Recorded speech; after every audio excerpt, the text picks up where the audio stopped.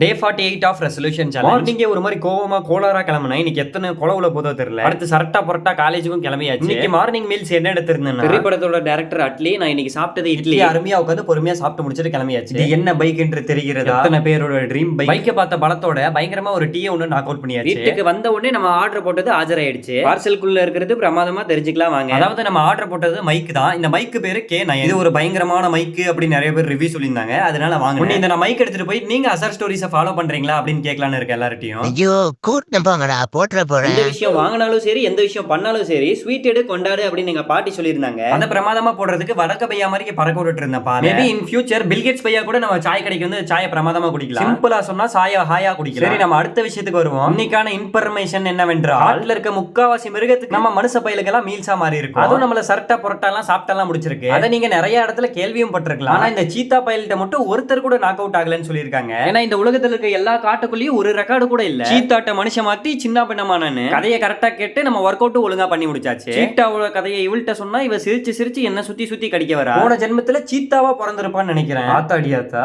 Work out பண்ண வேகத்தில் பயங்கரமா பசிச்சுச்சு. அதனால லட் எடுத்து லபக்குன்னு சாப்பிட்டாச்சு. கேமரா வச்சு கரெக்டா வீடியோ எடுக்க ஷார்ப்பான ஒரு ஆளை இறக்கிருக்கேன். அது இவதான். அடுத்த டேவியே வெற்றிகரமா கம்ப்ளீட் பண்ணியாச்சு.